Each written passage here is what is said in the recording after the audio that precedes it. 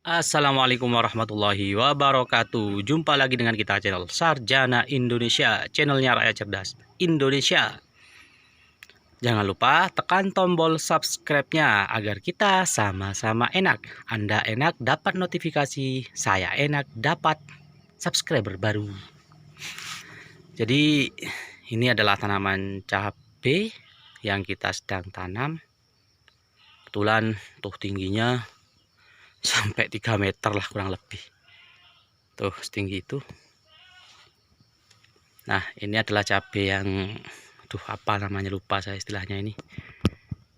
Jadi cabainya itu satu gini bisa keluar 1 2 3 4 5 6 buah per ini ya. Lah ini. 1 2 3 4 5 6 kayak ini. Sebenarnya ini cabai untuk dataran rendah, tapi kita coba tanam di dataran tinggi dan kondisi cabainya memang agak stres.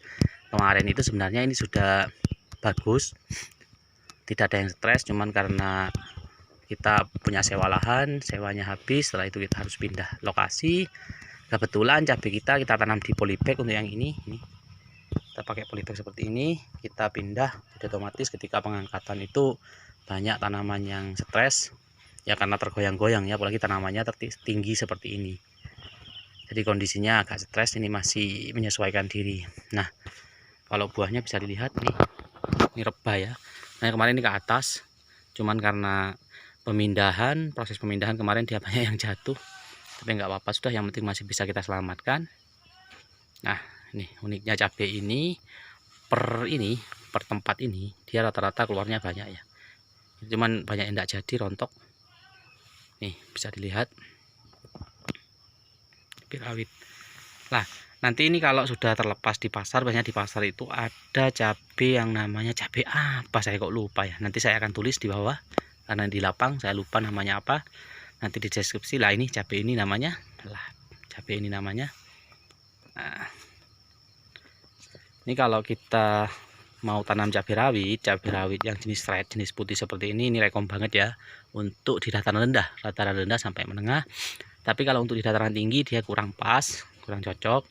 Cuman karena ini untuk benih, kita membutuhkan isolasi yang sangat kuat supaya tidak terkontaminasi dari polen-polen cabai yang lain. Kita terpaksa menanamnya di dataran tinggi.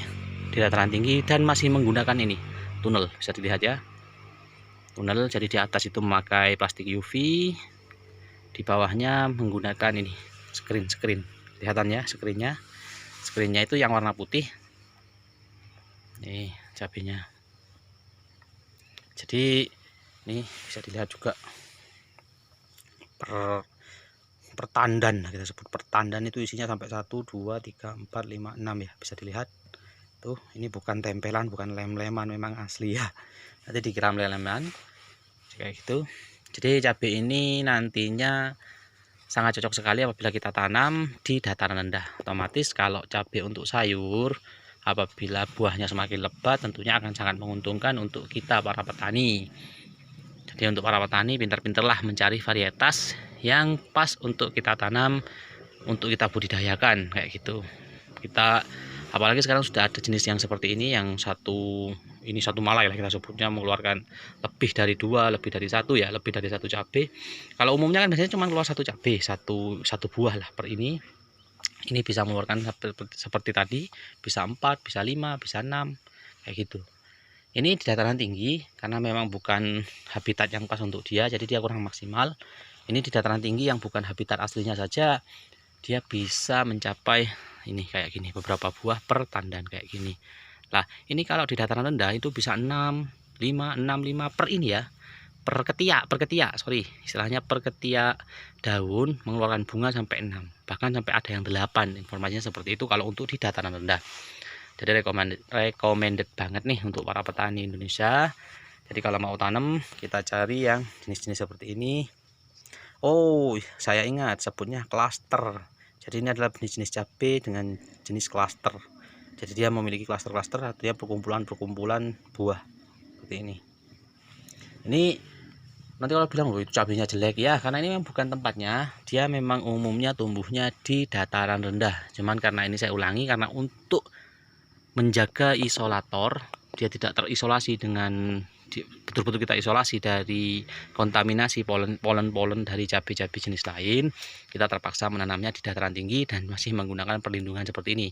Ini kita sebutnya sebagai tunnel. Jadi besi-besi lengkungan itu ya. Ini tingginya sekitar 3,20 meter lah, 3,20 meter. Cabainya sampai setinggi ini. Mungkin karena memang bukan iklim yang pas untuk cabai ini. Tapi ini dengan kondisi seperti ini pun buahnya masih lumayan lebat, klasternya tetap terbentuk kayak gitu ya. Jadi ini rekom banget untuk para petani apabila ingin tanam cabai, cobalah nanti tanam cabai jenis klaster seperti ini. Jadi ini produknya Bintang Asia, benih Citra Asia, bisa dilihat nanti varietasnya yang jenis-jenis klaster kayak gitu. Rekomendasi banget untuk para petani Indonesia untuk menanam cabai jenis ini. Oke, semoga bermanfaat informasi yang dari kita ini yang sedikit ini ya. Nah, dan juga kenapa kita gunakan polybag? Ini awal ceritanya dulu karena memang saya antisipasi sewa lahan itu tinggal sekitar 3 bulan waktu itu. Kita coba gunakan polybag, nanti awalnya kalau sampai sewa lahannya habis dan tidak bisa diperpanjang, otomatis kita harus pindah tempat. Dan betul terjadi juga, akhirnya tidak bisa kita perpanjang, harusnya wajib kita pindah. Alhamdulillah dia kita tanam di polybag. Tapi dampaknya memang tanamannya otomatis tidak semaksimal waktu di tempat yang awal yang tidak kita pindah seperti itu. Oke, semoga bermanfaat informasi yang sedikit ini. Jangan lupa tekan tombol subscribe-nya dan terima kasih untuk seluruh penyimak channel Sarjana Indonesia, channelnya Rakyat Cerdas Indonesia. Terima kasih. Wassalamualaikum warahmatullahi wabarakatuh.